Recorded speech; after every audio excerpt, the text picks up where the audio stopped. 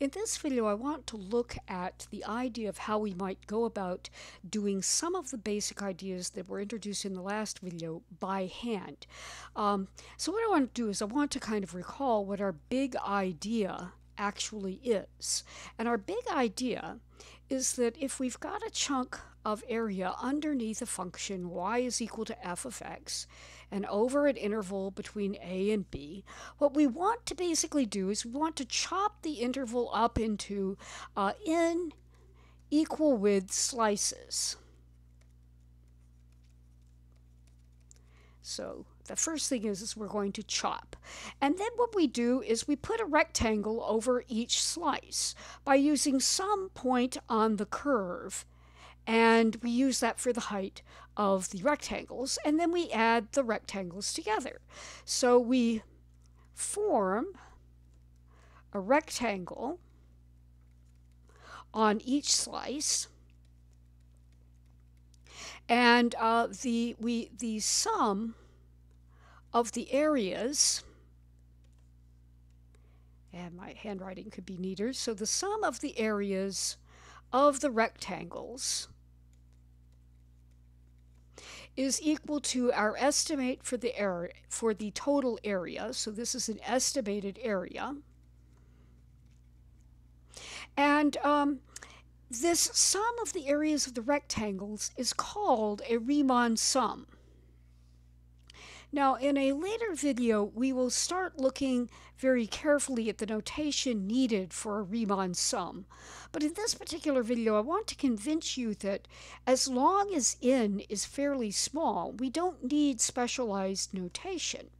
So I kind of want to make that as a formal observation. So observation. As long as the number of rectangles is small, we don't need specialized notation to find the appropriate Riemann sum. And the easiest way of convincing you of that is to actually look at a concrete example. So I want to set the problem up here, and then we'll look at it on the subsequent slides. So our example is going to look like this. I want to do the following. I want to use 4 slice estimates to approximate the integral from 1 to 3 of x squared dx.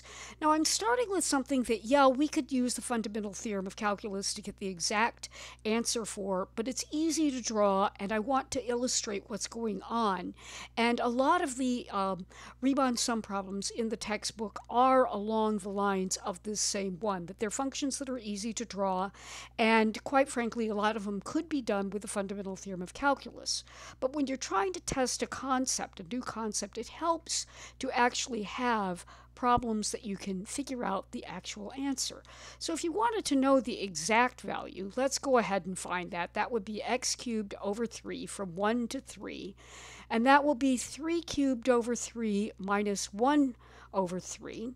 And 3 cubed is 27, so we've got 27 thirds minus 1 third. That's going to be 26 thirds. And 26 thirds is 8 and 2 thirds as a mixed number, or 8.666 repeating for a decimal. But what I want to do is I want to use 4 left rectangles. I want to use 4 right rectangles. And I want to use 4 middle rectangles, just to see how these estimates are actually put together. Now, in our book's notation, the 4 left rectangle estimate will be called L sub 4, the 4 right rectangle estimate will be called R4, and the 4 middle rectangle estimate will be called M4. And I will use that notation as we get started. Now, the first thing that I'm going to say is I want to look at how I'm going to do the problem. And I'm going to sketch the area first. Then I'm going to draw the slices. The third step is I am going to literally draw the rectangles. And the fourth step is the picture is going to tell me how to find the sum of the areas of the rectangles. So I want to look at the sum of the areas of the rectangles. And we're going to do this in each and every one of the problems. So I want to start by looking at sketching the area. This is what the area is. And just to remind you, the integral that we're after is this chunk of area.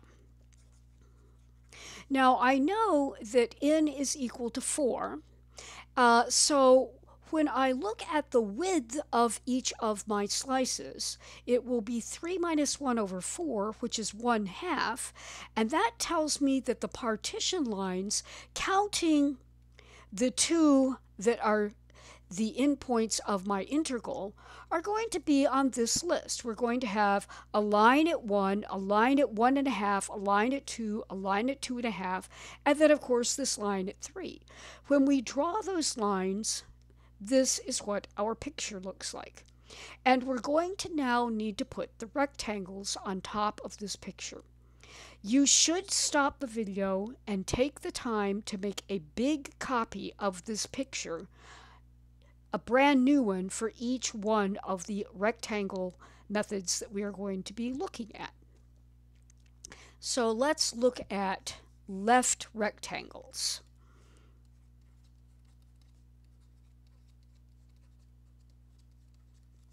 L4.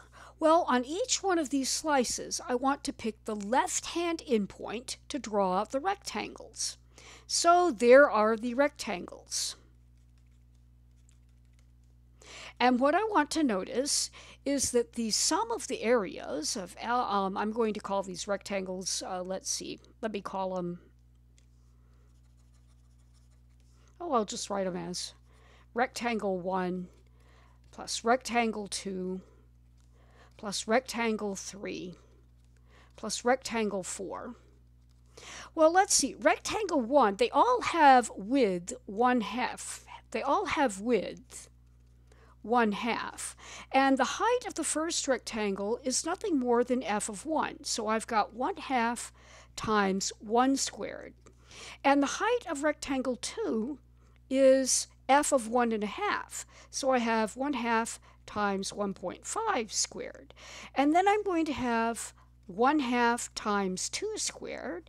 And I'm going to have 1/2 times, this last one is going to have height 2.5 squared. And I can factor out the 1/2, and when I do, I have 1 plus 1.5 squared plus 2 squared plus 2.5 squared. And inside those parentheses, I've actually got 1 plus, this is 2.25, and that's 4, and this turns out to be 6.25. And when we add all of these things together, we're going to have 1/2 times, let's see, these are going to add together to be 13.5. You can check that with a calculator if you want.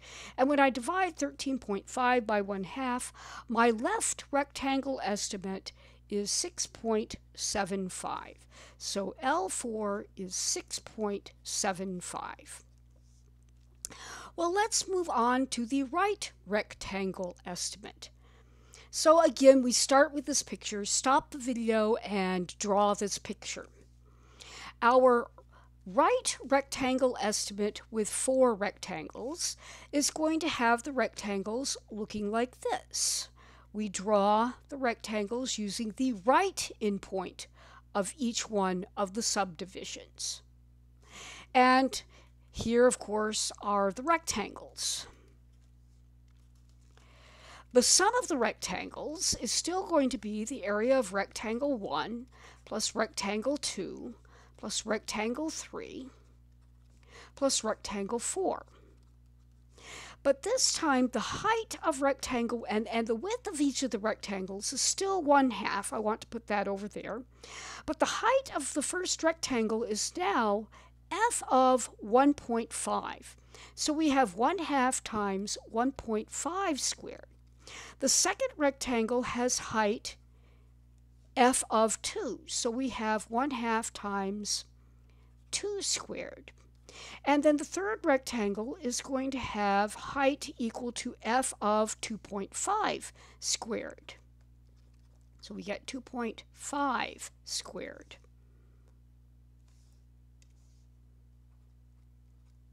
And then finally we're going to have the last rectangle. Its height is going to be f of 3, so that is 1/2 times 3 squared. Again, the 1/2s are going to factor out, and we're left with 1.5 squared plus 2 squared plus 2.5 squared plus 3 squared.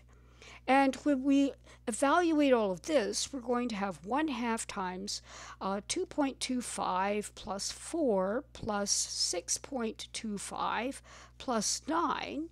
And when you add those numbers together, you're going to have 1/2 times 21.5, and that will simplify to 10.75. So that is what our right rectangle estimate with 4 right rectangles would be. Well, it's time to look at the middle rectangles. So the middle rectangle estimate for 4 middle rectangles. Now this one is actually a little bit more complicated. The first thing that I've got to do is I've got to get the midpoints in there. So I'm going to put midpoints in my x-axis. And because I'm cramped, I'm just going to call them midpoint 1, midpoint 2, midpoint 3, and midpoint 4. We will find out what those are in just a minute, but I want to draw the picture first. The first rectangle has its height being f of m1.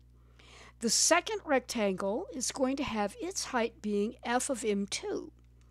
The third rectangle's height is going to be f of m3. And the fourth rectangle's height is going to be f of m4. So I know that my big, and let's call these guys little m's so I don't have any problem with duplicating the notation. My 4 midpoint rectangle estimate is going to be 1/2 times f of m1, and my handwriting is letting me down there. So 1/2 f of m1 plus 1/2 f of m2 plus 1/2 f of m3 plus 1/2 times f of m4. Delta x, again, is 1/2, and that's why all the widths of each of these rectangles is 1/2. Now, I can factor out that 1/2 again, and now I'm left with f of m1 plus f of m2 plus f of m3 plus f of m4. And remember, f of x is just x squared, so my 4 middle rectangle estimate is now 1/2 times midpoint 1 squared plus midpoint 2 squared plus midpoint 3 squared plus midpoint 4 squared. And now it's time to find those midpoints. Now, midpoint 1 is halfway between 1 and 1.5, so that means it is 1.25. Midpoint 2 is halfway between 1.5 and 2, so it is equal to 1.75.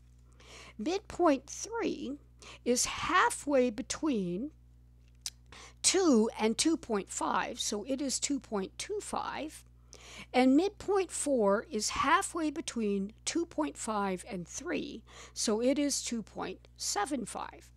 So my 4 middle rectangle estimate is now going to be 1/2 times 1.25 squared plus 1.75 squared plus 2.25 squared plus 2.75 squared. And that's a lot of calculation.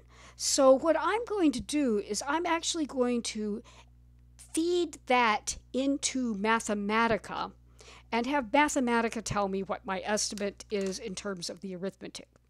So here's my Mathematica window. I want to make sure that I've got the whole expression. This expression over here is equal to midpoint 4, and when I have Mathematica, you'll see that we can still see that. So I need to have Mathematica evaluate 1/2 times 1.25 squared plus 1.75 squared plus 2.25 squared plus 2.75 squared.